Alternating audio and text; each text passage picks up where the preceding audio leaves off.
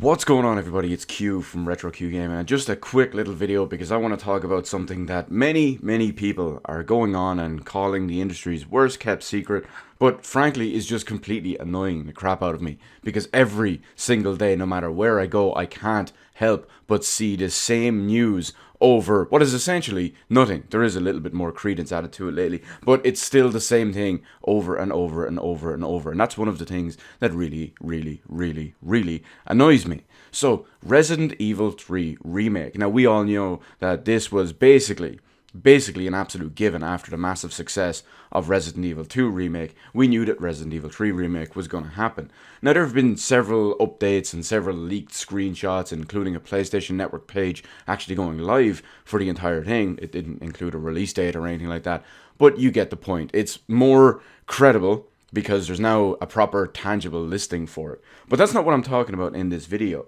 Because there's all sorts of different things that people wanted to say, oh, well, it's going to be announced at the Game Awards, that shill show that's happening next week. And then they came out and said, no, it's not. So, of course, it's Jeff Keighley, so no one can trust him, Doritos Gate, and how far Kojima and him are up each other's arse.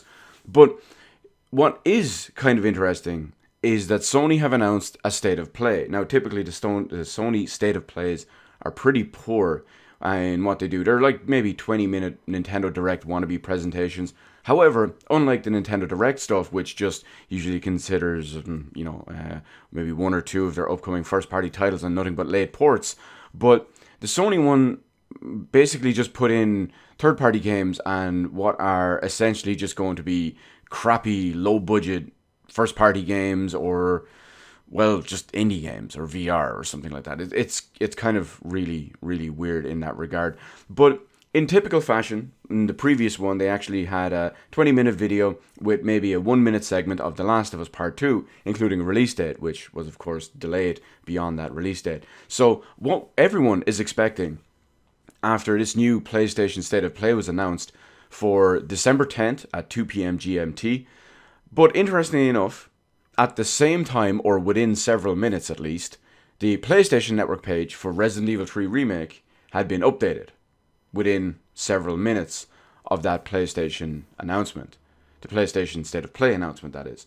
So, of course, everyone is expecting Resident Evil 3 Remake to be revealed or announced officially for the first time ever during this PlayStation State of Play. I won't be watching it live myself, but what do you think?